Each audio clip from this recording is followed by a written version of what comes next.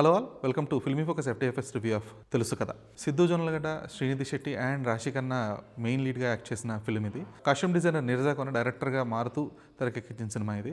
So ఈ cinema promotional content కానీ songs కానీ ఆ స్థాయి ఎక్సైట్మెంట్ అయితే కలిగించలేకపోయాయి. దట్టు ఈ దివాళీ సీజన్ ఒక 4 సినిమాలు ఉండడం, ఆ 4 సినిమాలు ఫ్రాంక్గా చెప్పాలంటే తెలుసు కదాకి లీస్ట్ ఎక్స్పెక్టేషన్స్ ఉన్నాయన్నమాట. బట్ ఆ ఎక్స్పెక్టేషన్స్ని ట్రైలర్ అయితే కొంచెం పైకి లేపగలిగింది. బికాస్ ఆఫ్ ద డైలాగ్స్ కావచ్చు, లేదంటే ఆ సినిమా ట్రైలర్లో చూపించిన కొన్ని సీన్స్ కావచ్చు, ఈ సినిమాని ఈ దివాళీ రేస్లో కొంచెం నిలబెట్టగలిగింది. సో సినిమా విషయానికి వస్తే this is not something new. అంటే ఇదేదో నిజంగానే రాడికలా, ఇది నిజంగానే ఒక లిటరలీ అన్అపాలజెటికల్గా ఉందా అంటే లేదు.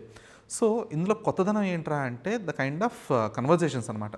అంటే మనం తెలుగులో కన్వర్జేషన్స్ త్రూనే సినిమా నడవడం అనేది చాలా అరుదుగా చూస్తుంటాం. Literally the last film I saw only with conversations అంటే మళ్ళీ ఇది రాని రోజు అని చెప్తా. సో అలాంటి సినిమా తర్వాత కంప్లీట్గా ఓన్లీ కన్వర్జేషన్స్ బేస్డ్, అంటే కేవలం సంభాషణలను బేస్ చేసుకొని ఒక సినిమా నడిపించడం అనేది తెలుసు కదా విషయంలోనే జరిగింది. ఆ కన్వర్జేషన్స్ అనేవి కొన్నిసార్లు ఆలోచింపజేస్తాయి, కొన్నిసార్లు అవునా ఇలా కూడా ఉంటుందా థాట్ ప్రాసెస్ అనే ఒక ఇది కలిగిస్తాయి. అట్ ద సేమ్ టైం ఇది కొంచెం సింక్ అవ్వట్లేదే, లేదంటే ఇది సిచ్యువేషన్ సెట్ అవ్వట్లేదే అన్న కైండ్ ఆఫ్ ఒక డిఫరెన్స్ని కూడా కలిగిస్తాయి. సో ఇలా జరుగుతుంటుంది అనమాట ఈ కన్వర్జేషన్స్ అన్నీ కూడా. సో క్యారెక్టర్స్ విషయానికి వస్తే మన ట్రైలర్లో చూసిన కైండ్ ఆఫ్ ఒక క్లారిటీ ఉన్న క్యారెక్టరే వరుణ్ అనే క్యారెక్టర్, సిద్ధు జొన్నలగడ్డ ప్లే చేసిన వరుణ్ క్యారెక్టర్. సో ఆ క్యారెక్టర్ అనేది చాలా క్వశ్చన్స్ రైజ్ చేస్తుంది. సో ఎందుకని అతను అలా బిహేవ్ చేస్తున్నాడు అంటే దానికి ఒక ప్రాపర్ జస్టిఫికేషన్ ఉంటుంది. అంటే అతని కైండ్ ఆఫ్ ఒక చైల్డ్హుడ్ కానీ, లేదంటే దాని తర్వాత వచ్చిన సందర్భాలు కానీ, అతని ఫస్ట్ లవ్ కానీ, ఇవన్నీ కూడా చాలా ప్రాపర్గా బిల్డ్ చేసుకుంటూ వచ్చారు. అయితే ఈ క్యారెక్టర్ చుట్టూ ఉన్న సందర్భాలతోనే ప్రాబ్లం అనమాట. ఎప్పుడు కూడా ఒక క్యారెక్టర్ డ్రివెన్ ఫిలిం అనేది ఉన్నప్పుడు సో చుట్టూ ఉన్న సందర్భాలు అనేవి ఆ క్యారెక్టర్ని ఎఫెక్ట్ చేయాలి, ఆ క్యారెక్టర్ జర్నీని డెపిక్ట్ చేయగలగాలి. ఎప్పుడైతే ఆ క్యారెక్టర్ అనేది ఈ చుట్టూ ఉన్న పరిస్థితుల వల్ల లేదా సందర్భాల వల్ల ఎఫెక్ట్ అవ్వట్లేదో అప్పుడు అది క్యారెక్టర్ సరిగ్గా అంటే ఆ క్యారెక్టర్ ఎంత అన్అపాలజెటికల్గా ఉన్నప్పటికీ కూడా ఆ క్యారెక్టర్ ప్రాపర్గా వర్కౌట్ అవ్వనట్టు అనమాట. ఈ సినిమాలో సిద్ధు క్యారెక్టర్ అలాగే నిజంగానే అన్అపాలజెటిక్గానే ఉంటుంది. ఎక్కడా కూడా మనకి క్వశ్చన్స్ అంటే ఎందుకు ఇలా చేస్తున్నాడు అనేది లాజికల్గా చెప్పకపోయినా అట్లీస్ట్ ఆ క్యారెక్టర్ వైజ్ కరెక్ట్గానే అనిపిస్తుంది. బట్ ఏవైతే చుట్టూ క్యారెక్టర్స్ ఉన్నాయో, ఇప్పుడు శ్రీనిధి శెట్టి క్యారెక్టర్ ఉంటుంది, అది ఒక రకంగా మనకు కొంచెం గ్రే షేడ్లో కనిపిస్తుంది, దానికి కూడా ఒక పాజిటివిటీ ఉంటుంది. బట్ ఆ క్యారెక్టర్ జస్టిఫికేషన్ ఏంటి, ఎందుకని why did she took that specific decision అనేది ఇంకాస్త ప్రాపర్ జస్టిఫికేషన్ ఇవ్వాల్సిందనమాట. ఎందుకంటే అది యాక్చువల్ కోర్ పాయింట్ ఆ సినిమాకి. ఆ అమ్మాయి తీసుకున్న ఒక డెసిషనే సినిమాకు కోర్ పాయింట్. సో అది ఎందుకు, ఆ చేంజ్ ఆఫ్ బిహేవియర్ ఎందుకు, లేదంటే ఆ చేంజ్ ఆఫ్ డెసిషన్ మేకింగ్ ఎందుకు అనేది ఇంకాస్త ప్రాపర్గా ఎస్టాబ్లిష్ చేస్తుంటే బాగుండేది. అలాగే రాశి ఖన్నా క్యారెక్టర్ సినిమా మొత్తానికి కొంచెం హైలైట్ క్యారెక్టర్ అని చెప్పాలి. ఎందుకంటే ఆ అమ్మాయి ప్లే చేసిన క్యారెక్టర్స్లో ఇప్పటిదాకా తొలి ప్రేమ ఇలాంటి కొన్ని ఊహలు గుసగుసలాట చెప్తాం కదా, సో ఆ తర్వాత నిలిచే క్యారెక్టర్ ఇది.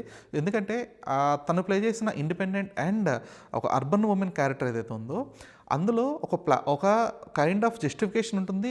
అంటే అమ్మాయి కోపానికి ఒక కారణం ఉంటుంది, ఆ అమ్మాయి అలసత్వానికి ఒక కారణం ఉంటుంది, ఆ అమ్మాయి ఒక లోన్లీనెస్కి ఒక కారణం ఉంటుంది. సో ఇవన్నిటిలో కూడా జస్టిఫికేషన్స్ అనేవి చాలా ప్రాపర్గా సెట్ అయ్యి అండ్ దాన్ని ప్లే చేసిన విధానం కూడా చాలా బాగుంటుంది. అంటే రాశి ఖన్నా చాలా మెచ్యూర్డ్గా కనిపించింది చాలా సీక్వెన్సెస్లో. అంటే కైండ్ ఆఫ్ కొన్ని సీన్స్ ఉంటాయి, like for example if it is about confronting with Siddhu కావచ్చు, లేదంటే విత్ శ్రీనిధి కావచ్చు, లేదంటే విత్ ద ఫ్యామిలీ కావచ్చు, అక్కడ చాలా మైన్యూట్ న్యూయాన్సెస్ ఉంటాయి. అవన్నింటిని కూడా చాలా బాగా క్యారీ చేస్తుంది రాశి ఖన్నా. అండ్ మేకింగ్ విషయంలో there are things that can be judged. అంటే కొంచెం సీజీ వర్క్ కానీ, లేదంటే కంటిన్యూటీ ఇష్యూస్ కానీ, బ్లూ మ్యాచ్ సీక్వెన్సెస్ కానీ, ఇవన్నీ కూడా కొంచెం ఇబ్బంది కలిగించాలి. ముఖ్యంగా కంటిన్యూటీ అనేది చాలా డిస్టర్బ్ చేస్తుంది అనమాట. అంటే all of a sudden Siddhu కంప్లీట్గా ఒక ట్రిమ్ చేసుకొని కనిపిస్తాడు, మళ్ళీ అప్పుడే కొంచెం గడ్డ ఉండి కనిపిస్తాడు. అంటే లిటరలీ డే నైట్ సీక్వెన్సెస్ కూడా మారిపోతూ ఉంటుంది. అండ్ హర్షకి అనవసరంగా ఒక గడ్డం పెట్టారు, పెట్టుడు గడ్డం. అది చాలా అంటే చాలా బెట్టుగా ఉంది. ఎందుకంటే ఆ రియల్ గడ్డానికి పెట్టుడు గడ్డానికి చాలా డిఫరెన్స్ ఉంటుంది. సో ఈ షూట్ డిలేస్ వల్ల కావచ్చు, లేదంటే మ్యాక్సిమం రీషూట్స్ వల్ల కావచ్చు, ఎంత జరుగుండొచ్చు కాదనలేము. బట్ అది చాలా డిస్టర్బ్ చేస్తుంది అనమాట. అంటే ఎందుకు ఆ క్వశ్చన్ అనేది ఒకసారి మైండ్లోకి వచ్చిందంటే పోదు కదా. ముఖ్యంగా సిద్ధు జొన్నలగడ్డ క్యారెక్టర్కి అయితే టూ మెనీ ఉంటాయి అనమాట ఆ మేక్ ఓవర్స్. ఇవన్నీ ఆ విషయంలో ఇంకొంచెం జాగ్రత్త తీసుకొని ఉండాల్సింది. అండ్ నీరజ తీసుకున్న స్టోరీ ప్లాట్ కూడా ఏంటంటే ముందు చెప్పినట్టు it's not something new, it is not something trend setting, but the way it things is the new thing అనమాట. మనకి ఇక్కడ వచ్చేటప్పటికి ముందు చెప్పినట్టుగా it more of conversational through జరిగే ఇదంతా కావడం వల్ల. సో ఇప్పుడు ఆ నీరజ దాన్ని డీల్ చేసిన విధానం ఏదైతే ఉందో అది ఒక లెట్ డౌన్ పాయింట్ అని చెప్పాలి. ఎందుకంటే there are instances that will connect to the audience, there are instances that will have a proper conflict point. కాకపోతే ఎస్టాబ్లిష్మెంట్స్కి ఆ కాన్ఫ్లిక్ట్ పాయింట్కి ప్రాపర్ జస్టిఫికేషన్ అనేది వచ్చిందా అంటే లేదు. సో ప్రతి దానికి ఎందుకు అనేది ఉంటుంది కదా, సో ఆ ఎందుకు అనేది చాలాసార్లు చాలా విషయాల్లో లైట్ తీసుకున్నారు.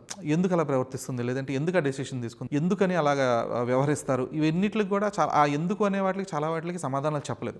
సో అందువల్ల ఈ సినిమా ఆడియన్స్కి డిస్కనెక్టెడ్గా, అంటే మధ్య మధ్యలో కనెక్ట్ అవుతాం, మధ్య మధ్యలో డిస్కనెక్ట్ అవుతాం. సో అందువల్ల కంప్లీట్ కనెక్టివిటీ కానీ, లేదంటే క్యారెక్టర్స్తో ట్రావెల్ చేయడం కానీ అనేది ఈ సినిమాకి కొంచెం కష్టమైందనమాట. అండ్ ఈ సినిమాకి ఇంకొక మేజర్ ఇష్యూ బీజిఎం. ఈ సినిమా అంతా ఒక లవ్ మోడ్లో సాగుతూ ఉంటుందన్నమాట.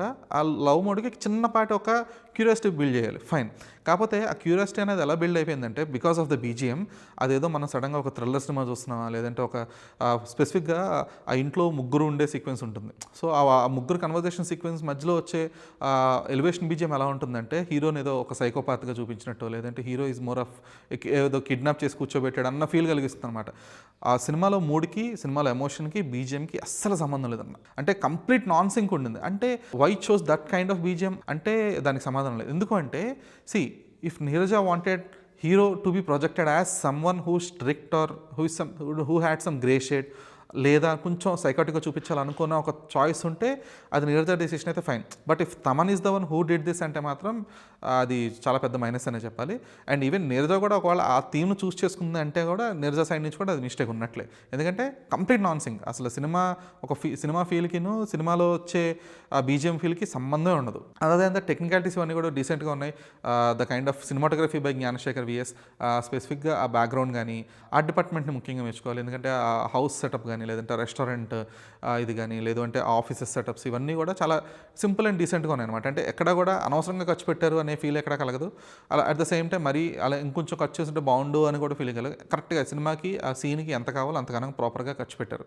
సో ప్రొడక్షన్ డిపార్ట్మెంట్ కానీ, ఆర్ట్ డిపార్ట్మెంట్ కానీ, every one deserves a good applause for that. So ఓవరాల్గా ఏంటంటే తెలుసు కదా is a film that will make you think, okay ఇలా జరుగుతున్నాయి కదా, లేదంటే ఇలాంటి కైండ్ ఆఫ్ మైండ్ సెట్ ఉంది కదా ప్రజెంట్ జనరేషన్ కానీ, లేదంటే జెన్జీ కావచ్చు, లేదంటే అది it's not only about the Gen Z or something, but still అంటే కొంతమందికి ఇలాంటి కైండ్ ఆఫ్ మైండ్ సెట్ ఉంటుంది కదా అని ఒక ఆలోచన అయితే కలిగిస్తుంది. కానీ దానికి ఒక ప్రాపర్ జస్టిఫికేషన్ ఇవ్వలేకపోయింది అనమాట. This is Dheeraj signing off.